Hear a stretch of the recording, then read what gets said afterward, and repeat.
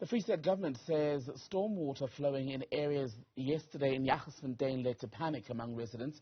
It tonight claims that a second dam wall collapsed in that time frame. One person died, you may recall, a few weeks ago, and hundreds were left homeless after a dam wall collapsed in the community.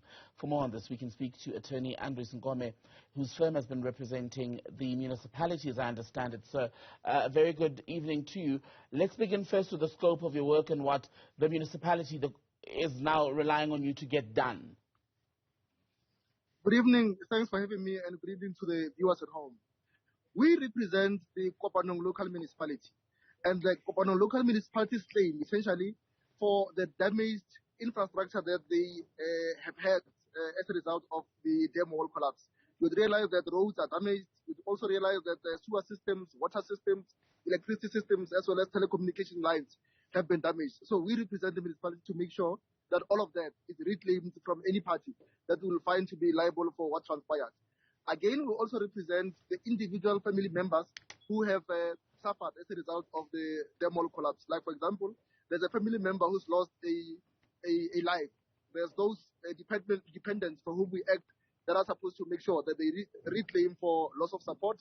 We also represent those that have lost houses. We've got 160 plus people that we represent whose houses have been damaged, some beyond repair, and some look as though they could be still habitable. But we're making sure that we are assessing all of those extents of damages, as well as exposure to the trauma that has transpired as a result of the dam wall collapse, as well as the injuries people have suffered as a result of the injuries as a result of the dam wall collapse. So all of those claims are claims that we've been instructed to look into and make sure that we reclaim against the mine. And in terms of what you're looking to claim, have you worked out a ballpark figure, so to speak?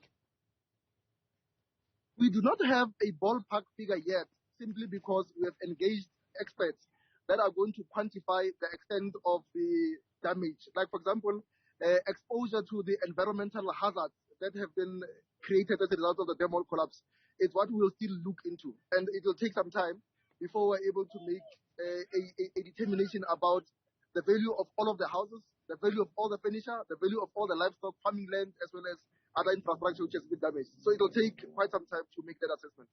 You said it'll take some time, but there's also an urgency, isn't there, from the side of the municipality to get this done as soon as possible so that people are able to get back to permanent housing or go back to where they used to stay before the disaster? Indeed so, yes. You'd realize that some people are displaced. Some are staying out about 110 kilometers out of the city, and those people are not able to go, one, to work. Some that are supposed to go to school can't go to school. So there's an urgent need, and people are also in need of making sure that they protect some of the assets which might have been washed away, because there's vandalism of properties, because nobody resides in those properties anymore. So there is quite an urgent need for the municipality to make sure that it caters for those people to get back. What we've also had in the previous day, yesterday, was the Department of Housing from the province coming through to make an offer for 40 square meters of housing for all of those that are keen to move back into the community.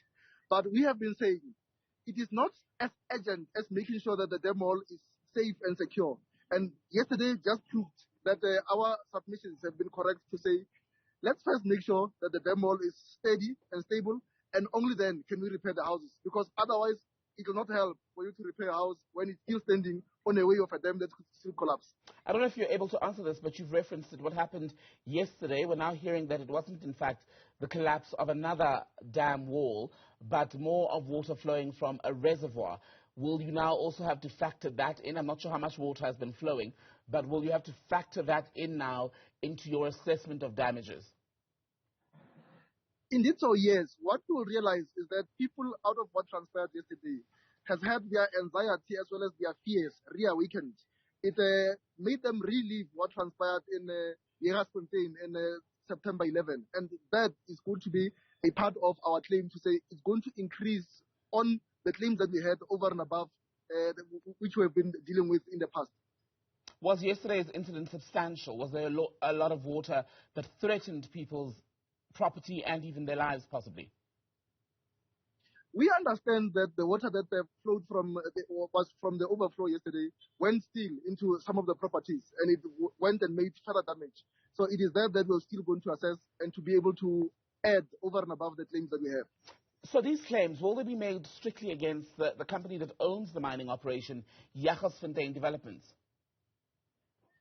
The mining company is an obvious defendant when it comes to this kind of a claim, but we're also looking at other state parties. If it's possible that we find that government is liable for what transpired in Jagersfontein, we'll also institute claims against government for that. And the 20 million rand that the company had spoken about in, I think, the 24 hours post the September tragedy or disaster, shall we call it, at this point, will that be factored into your calculations? What we have been able to tell the mining company, and they never came through, we never had a discussion either with the shareholder or the director, but they sent an attorney who came through to say there's an offer for 20 million rand. But we told them that, one, the 20 million rand is only a pittance vis-a-vis what has been suffered as a result of the dam wall collapse. Like the extent of damage to infrastructure, in our view, far exceeds billions. And therefore, 20 million rand will not go anywhere in trying to repair those. What we've also told the attorney of the mining company is that we needed to have that offer to be made in writing so that we can understand who is making the offer, for what is he making that offer, and on what conditions. And I can tell you that it was 2 days after the dam wall collapse. Between then and now, we haven't had any sight of him. He hasn't written to us to state that the 20 million is for this. So we don't know whether or not that 20 million is still offered. Andries Nkome, good to have your time. Thank you, sir.